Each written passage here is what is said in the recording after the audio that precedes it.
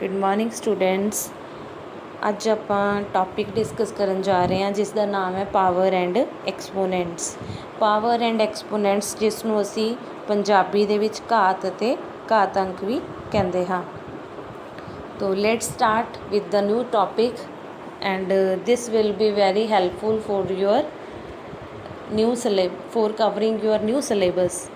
इस दे विच तुसीं देख ही रहे हो जो तुहानूं स्क्रीन दे उत्ते दिखाई दे रहा है कि जो असीं एक्सप्रैशन 7वीं क्लास दे विच भी पढ़ चुके हैं तुहानूं इस दे विच दिखाई दे रहा 7 की घात 4, मतलब कि एक बड़ा नंबर है, एक उस दे उपर एक छोटा नंबर है। जो बड़ा नंबर तुहानूं दिखाई दे रहा उसनूं असीं बेस बोलते हैं या असीं उसनूं आधार बोलते हैं। जो इस दे उपर छोटा नंबर तुहानूं दिखाई दे रहा उसनूं असीं घात बोलते हैं या इसकी पावर बोलते हैं। तो इसनूं असीं एक्सप्रैस करना 7वीं क्लास पहले ही ऑलरेडी सीख चुके हैं कि इसनूं असीं जिन्नी पावर होएगी उन्नी वारी असीं बेस नूं मल्टीप्लाई कर देवांगे। इत्थे 7 की पावर 4 है तो असीं 7 नूं 4 वारी मल्टीप्लाई कर देवांगे, गुणा कर देवांगे, जिसका साडे कोल आंसर आएगा 2401। तो इस तो बाद तुसीं ये तो असीं 7वीं जमात तक पढ़ ही चुके हैं, बट हुण असीं कुछ नवा टॉपिक डिस्कस कर रहे हैं जिस दे विच तुहाडे कोल सिलेबस के अकॉर्डिंग है नैगेटिव एक्सपोनेंट्स।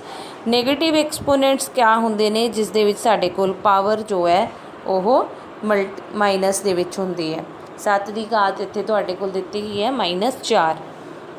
तो इस तरह के जो नंबर हुंदे हैं इन्हां नूं असीं जो सॉल्व करन दे लई पहला असीं इसकी पावर नूं पॉजिटिव बनावांगे, मतलब धनात्मक बनावांगे। ये जो पावर नूं असीं धनात्मक बनाना है उस दे लई असीं इसदा रेसिप्रोकल लैंदे आ, जो कि तुहानूं दिखाई दे रहा है स्क्रीन दे उत्ते कि असीं जदों 7 की घात -4 सी असीं उसदा इसनूं सॉल्व करन दे लई इसदा रेसिप्रोकल लै लिया, मतलब असीं इसनूं 1 अपॉन करके लिख लवांगे, दैन इसकी पावर है पॉजिटिव बन जाएगी। तो ये तुहानूं कुछ उस तरह का नंबर दिखाई देना शुरू हो गया जो कि असीं पहलां इसनूं सॉल्व कर चुके हैं, जिथे साडे कोल पावर जो हुंदी है वह पॉजिटिव हुंदी है। तो असीं इसनूं उवें ही सॉल्व करांगे। असीं इसनूं लिखांगे 1 अपॉन 7 की पावर 4 है तो असीं इसनूं 7 नूं 4 वारी लिखांगे, मल्टीप्लाई करांगे तो साडे कोल जो आंसर आएगा वो है 1/2401। तो तुहाडे कोल यही बेसिक है कि जदों तुहानूं दिता जाएगा नैगेटिव एक्सपोनेंट दैन तुसीं उसनूं पहलां उसकी पावर नूं पॉजिटिव बनाना है। पॉजिटिव बनाने के लिए असीं उसका रेसिप्रोकल लै लवांगे जो कि तुहानूं इत्थे दिखाई दिता है। तो असीं उसनूं 1/7 लिख लिया। उस तो बाद असीं इसनूं पहलां जिस तरह सॉल्व करते सी उवें ही सॉल्व करांगे। 1/7 × 7 × 7 × 7, मतलब 7 नूं 4 वारी मल्टीप्लाई कर लवांगे, दैन साडा रिजल्ट आ जाएगा 1/2401। तो इस तो बाद असी अपनी सैकेंड एग्जाम्पल के उत्ते चलते हैं जिस दे विच तुहानूं दिखाई दे रहा है कि 2 की घात -3 गुणा 3 की घात -2। इस दे विच असी पहलां की करांगे, दोनों दियां घातां नूं पॉजिटिव बनावांगे। उस दे लई असी एक इसका रेसिप्रोकल लै लवांगे जो कि तुहानूं स्क्रीन के उत्ते दिखाई दे रहा है। असी इसनूं लिख लवांगे 1/2 की घात 3 गुणा 1/3 की घात 2, दैट इज़ 1/2 मल्टीप्लाइड बाय 1/3 हुण इसनूं सॉल्व करना पहले की तरह बहुत सौखा हो गया। इत्थे साडे कोल घातां ने जिहड़ियां पॉजिटिव हो गई, तो असीं इसनूं सॉल्व करांगे 1/2 गुणा 2 गुणा 2 मल्टीप्लाई 1/3 × 3। 2 नूं 3 वारी मल्टीप्लाई करके साडे कोल 8 आ जाएगा, तो 3 नूं 2 वारी असीं जदों मल्टीप्लाई करते हैं साडे कोल 9 आ जाता है। तो इसनूं असीं फरदर मल्टीप्लाई करांगे तो साडे कोल आंसर आ जाएगा 1/72। ये साडा आंसर है। तो होपफुली तुहानूं ये समझ आ ही चुका होएगा कि जदों साडे कोल नैगेटिव पावर हुंदी है तो उसनूं असीं सब तो पहलां पॉजिटिव पावर च कन्वर्ट करते हैं। पॉजिटिव पावर दे विच कन्वर्ट करन तो बाद साडा क्वेश्चन पहलां की तरह ही हो जाता है, जिवें कि तुसीं ऑलरेडी 7th क्लास दे विच पढ़ चुके हो कि जिन्नी पावर है उन्नी वारी असीं बेस नूं मल्टीप्लाई कर देवांगे। तो इस तो बाद ਅਸੀਂ ਫਰਦਰ ਉਸਨੂੰ ਸੋਲਵ ਕਰਾਂਗੇ। ਠੀਕ ਹੈ ਸਟੂਡੈਂਟਸ, ਹੁਣ ਅਸੀਂ ਇਸ ਤੋਂ ਬਾਅਦ ਸਾਡਾ ਨੈਕਸਟ ਟੌਪਿਕ ਜੋ ਆ ਰਿਹਾ ਦੈਟ ਇਜ਼ ਲਾਜ਼ ਆਫ ਐਕਸਪੋਨੈਂਟਸ। ਮਤਲਬ ਇਹਨਾਂ ਐਕਸਪੋਨੈਂਟਸ ਦੇ ਕਿਹੜੇ ਕਿਹੜੇ ਗੁਣ ਨੇ, ਪ੍ਰੋਪਰਟੀਜ਼ ਕਿਹੜੀਆਂ ਨੇ, ਇਹ ਵੀ ਅਸੀਂ ਆਲਰੇਡੀ 7th ਸਟੈਂਡਰਡ ਦੇ ਵਿੱਚ ਡਿਸਕਸ ਕੀਤੀਆਂ ਹੋਈਆਂ ਨੇ। ਬਟ ਹੁਣ ਅਸੀਂ ਉਹੀ ਪ੍ਰੋਪਰਟੀਜ਼ ਨੂੰ ਵਿਦ ਨੈਗੇਟਿਵ ਐਕਸਪੋਨੈਂਟਸ ਕਿਸ ਤਰ੍ਹਾਂ ਅੱਗੇ ਸੋਲਵ ਕਰਨਾ ਉਹ ਅਸੀਂ ਸਿੱਖਾਂਗੇ ਅੱਜ। ਤਾਂ ਸਾਡੇ ਕੋਲ ਜੋ ਪਹਿਲੀ ਪ੍ਰੋਪਰਟੀ ਹੈ ਉਹ ਹੈ a raised to power m multiplied by a raised to power n is equal to a raised to power m plus n। ਇੱਥੇ ਤੁਹਾਨੂੰ ਦਿਖਾਈ ਦੇ ਰਿਹਾ ਸਕਰੀਨ ਦੇ ਉੱਤੇ ਕਿ ਜੋ ਆਪਣੇ ਕੋਲ ਬੇਸ ਹੈ ਉਹ ਸੇਮ ਹੈ ਅਤੇ ਵਿਚਕਾਰ ਦੋਨਾਂ ਦੇ ਮਲਟੀਪਲਾਈ ਦਾ ਸਾਈਨ ਹੈ। ਜਦੋਂ ਦੋ ਨੰਬਰਸ ਦਾ ਬੇਸ ਸੇਮ ਹੋ ਜਾਂਦਾ ਹੈ ਦੈਨ ਅਤੇ ਮਲਟੀਪਲਾਈ ਦਾ ਸਾਈਨ ਹੁੰਦਾ ਤਾਂ ਅਸੀਂ ਉਸ ਨੰਬਰ ਨੂੰ ਇੱਕ ਵਾਰੀ ਲਿਖਦੇ ਹਾਂ ਅਤੇ ਉਹਨਾਂ ਦੀਆਂ ਪਾਵਰਸ ਨੂੰ ਐਡ ਕਰ ਦਿੰਦੇ ਹਾਂ। ਤਾਂ ਇਹ ਸਾਡੇ ਕੋਲ ਫਸਟ ਲਾਅ ਆਫ ਐਕਸਪੋਨੈਂਟਸ। ਇਸ ਨੂੰ ਅਸੀਂ ਕਿਸ ਤਰ੍ਹਾਂ ਅਪਲਾਈ ਕਰਦੇ ਹਾਂ ਇਨ ਨੈਗੇਟਿਵ ਐਕਸਪੋਨੈਂਟਸ ਉਹ ਅਸੀਂ ਹੁਣ with the help of example ਸਿੱਖਾਂਗੇ। ਤਾਂ ਜੋ ਸਾਡੀ ਪਹਿਲੀ ਐਗਜ਼ਾਮਪਲ ਹੈ ਉਹ ਹੈ 5 raised to power minus 3 multiplied by 5 raised to power 2। ਤਾਂ ਇੱਥੇ ਆਪਾਂ ਸਾਨੂੰ ਦਿਖਾਈ ਦੇ ਰਿਹਾ ਕਿ ਜੋ ਇੱਕ ਐਕਸਪੋਨੈਂਟ ਹੈ ਸਾਡਾ ਇੱਥੇ ਨੈਗੇਟਿਵ ਹੈ ਜਿਹੜਾ ਕਿ -3 ਹੈ। ਤਾਂ ਅਸੀਂ ਇਸ ਨੂੰ ਇੱਥੇ ਘਬਰਾਉਣ ਦੀ ਕੋਈ ਜ਼ਰੂਰਤ ਨਹੀਂ ਹੈ, ਅਸੀਂ ਸੋਲਵ ਉਸੇ ਤਰ੍ਹਾਂ ਕਰਾਂਗੇ। ਬੇਸ ਸਾਨੂੰ ਦੋਨਾਂ ਦੇ ਦਿਖਾਈ ਦੇ ਰਹੇ ਹੈ, ਇਹਨਾਂ ਦੀਆਂ ਪਾਵਰਸ ਨੂੰ ਐਡ ਕਰ ਦੇਵਾਂਗੇ। ਪਾਵਰਸ ਨੂੰ ਐਡ ਕਰਨ ਤੋਂ ਬਾਅਦ ਸਾਨੂੰ ਦਿਖਾਈ ਦੇ ਰਿਹਾ -3 + 2। ਹੁਣ ਸਾਨੂੰ ਪਤਾ ਹੈ ਕਿ ਜਦੋਂ ਇੱਕ ਨੰਬਰ ਨੈਗੇਟਿਵ ਹੁੰਦਾ ਅਤੇ ਇੱਕ ਪੋਜ਼ੀਟਿਵ ਹੁੰਦਾ ਅਸੀਂ ਉਸ ਨੂੰ ਸੋਲਵ ਕਰਦੇ ਹਾਂ ਤਾਂ ਸਾਡੇ ਕੋਲ ਆ ਜਾਏਗਾ 5 ਦੀ ਪਾਵਰ -1 ਪਲੱਸ ਮਾਈਨਸ ਮਾਈਨਸ 3 'ਚ 2 ਮਾਈਨਸ ਕਰਕੇ ਆ ਗਿਆ 1 ਅਤੇ ਇਸ ਤੋਂ ਬਾਅਦ ਜੋ ਇਸ ਦਾ ਸਾਈਨ ਹੋਏਗਾ ਉਹ ਹੈਗਾ ਨੈਗੇਟਿਵ 5 raised to power -1। ਇਸ ਨੂੰ ਸੋਲਵ ਕਰਨ ਦੇ ਲਈ ਅਸੀਂ ਫਰਦਰ ਪਹਿਲਾਂ ਵਾਲੀ ਹੀ ਮੈਥਡ ਅਡੋਪਟ ਕਰਾਂਗੇ ਅਤੇ ਜੋ ਹੈ ਪਾਵਰ ਨੈਗੇਟਿਵ ਹੈ ਉਸਨੂੰ ਪੋਜ਼ੀਟਿਵ ਬਣਾਉਣ ਦੇ ਲਈ ਇਸ ਦਾ ਅਸੀਂ ਰੈਸੀਪ੍ਰੋਕਲ ਲੈ ਲਵਾਂਗੇ। ਇਹ ਬਣ ਜਾਏਗਾ ਸਾਡੇ ਕੋਲ 1/5 raised to power 1 ਅਤੇ ਆਪਾਂ ਨੂੰ ਪਤਾ ਹੀ ਹੈ ਕਿ 5 raised to power 1 ਦਾ ਮਤਲਬ ਕਿਆ ਹੁੰਦਾ ਦੈਟ ਇਜ਼ 5। ਤਾਂ ਸਾਡਾ ਆਨਸਰ ਆ ਜਾਏਗਾ 1/5। ਤਾਂ ਇਹ ਸਾਡੀ ਸੀਗੀ ਫਸਟ ਐਗਜ਼ਾਮਪਲ। ਇਸ ਤੋਂ ਬਾਅਦ ਆਪਾਂ ਇਸ ਦੇ ਨਾਲ ਰਿਲੇਟਡ ਸੈਕਿੰਡ ਐਗਜ਼ਾਮਪਲ ਕਰਾਂਗੇ ਜਿਹਦੇ ਵਿੱਚ ਸਾਡੇ ਕੋਲ ਦੋਨੋਂ ਹੀ ਨੰਬਰਸ ਦੇ ਜੋ ਪਾਵਰਸ ਨੇ, ਠੀਕ ਹੈ, ਉਹ ਆਪਣੇ ਕੋਲ ਨੈਗੇਟਿਵ ਨੇ, ਮਤਲਬ ਦੋਨੋਂ ਹੀ ਨੈਗੇਟਿਵ ਐਕਸਪੋਨੈਂਟਸ ਨੇ ਜਿਹੜੇ ਕਿ ਤੁਹਾਨੂੰ ਇਸ ਕੁਐਸਚਨ 'ਚ ਦਿਖਾਈ ਦੇ ਰਹੇ ਨੇ। ਤਾਂ ਇਸ ਦੇ ਵਿੱਚ ਅਸੀਂ ਕਿਆ ਕਰਨਾ ਹੈ, ਬੇਸ ਸੇਮ ਹੈ, ਵਿਚਕਾਰ ਸਾਡੇ ਕੋਲ ਮਲਟੀਪਲਾਈ ਦਾ ਸਾਈਨ ਹੈ। ਅਸੀਂ ਇੱਕ ਵਾਰੀ ਬੇਸ ਲਿਖਾਂਗੇ, ਉਸ ਤੋਂ ਬਾਅਦ ਦੋਨੋਂ ਪਾਵਰਸ ਨੂੰ ਐਡ ਕਰ ਦੇਵਾਂਗੇ ਜੋ ਕਿ ਤੁਹਾਨੂੰ ਸਕਰੀਨ ਦੇ ਉੱਤੇ ਦਿਖਾਈ ਦੇ ਰਿਹਾ।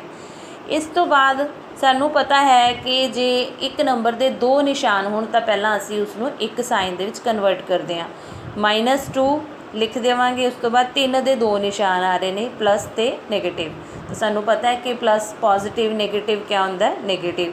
ਤਾਂ ਆਪਣੇ ਕੋਲ ਇੱਥੇ ਬਣ ਗਿਆ -3। ਹੁਣ ਉਸ ਤੋਂ ਬਾਅਦ ਆਪਾਂ ਨੇ ਸਿੱਖਿਆ ਹੋਇਆ ਕਿ ਮਾਈਨਸ ਮਾਈਨਸ ਇਜ਼ ਪਲੱਸ, ਮਤਲਬ ਨੈਗੇਟਿਵ ਨੂੰ ਜੇ ਅਸੀਂ ਸੋਲਵ ਕਰਦੇ ਹਾਂ ਦੈਨ ਆਪਣੇ ਕੋਲ ਪੋਜ਼ੀਟਿਵ ਆਏਗਾ।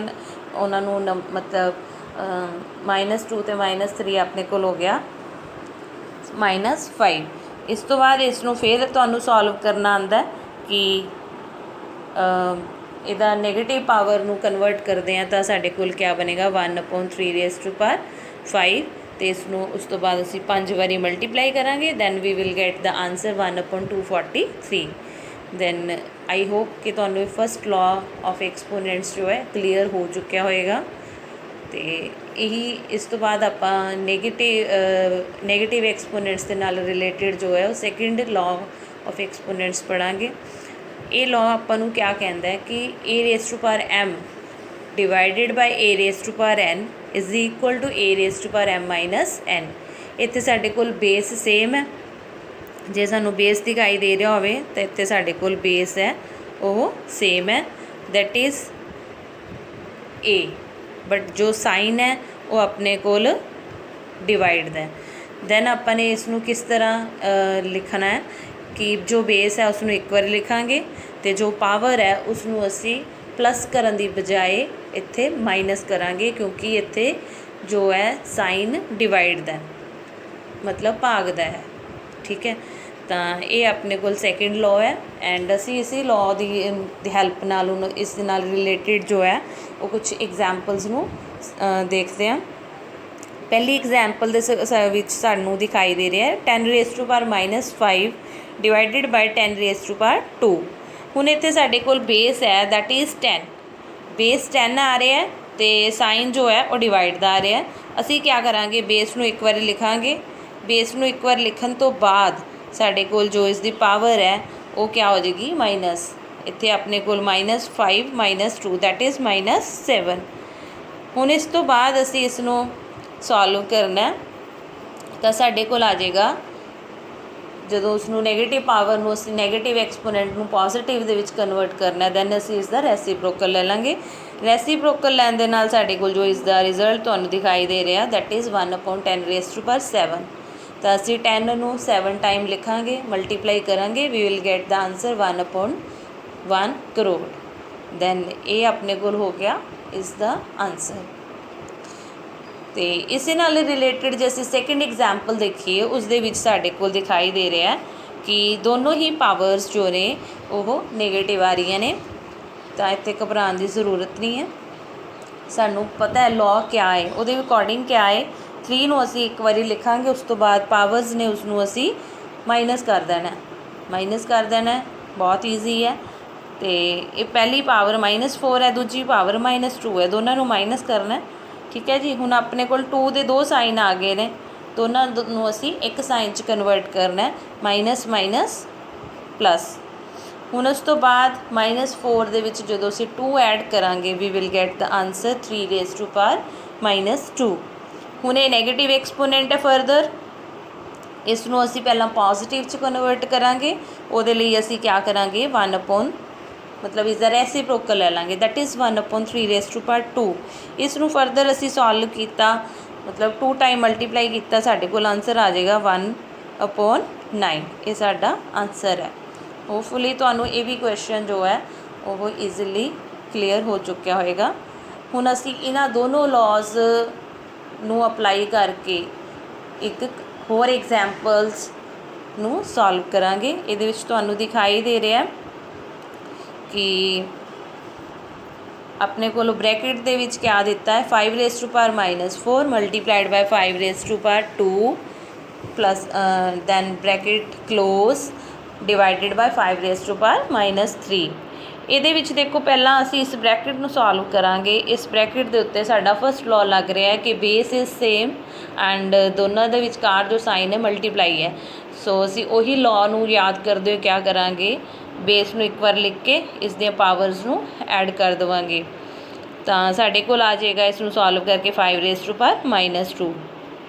इनू असी डिवाइड करना 5⁻3 नाल। इत्थे साडे कोल जो है एक्सपोनेंट्स का सैकेंड लॉ जो असी पहला डिस्कस किया उसनूं अप्लाई करांगे। तो जो साडे कोल बेस सेम है पावर्स असी क्या कर देंगे माइनस कर देंगे क्योंकि इन्हां दे विचकार जो है निशान आ रहा है वो डिवाइड दा आ रहा है। इन्हां दोनों नूं असी माइनस करांगे तो साडे कोल क्या आ जाएगा 5⁻2 + 3। इनू फरदर जे असी सॉल्व करिए -2 + 3 दैट इज़ +1 तो 5⁻+1 ये साडे कोल क्या हो जाएगा 5। तो ये साडा इस तरह इसनूं सॉल्व करन दा मैथड है। इस दे विच असी एक्सपोनेंट्स के दोनों ही लॉज नूं अप्लाई किया। होपफुली तुहानूं ये दोनों ही लॉज बहुत अच्छी तरह समझ आ चुके होणगे। तो इस दे नाल ही आपां कुछ अगली वीडियो बनावांगे जिस दे विच असी इस दे फरदर जो एक्सपोनेंट्स दे लॉज ने उन्हां नूं असी डिस्कस करांगे। Till then practice questions related to these laws and stay safe, stay home and thank you so much.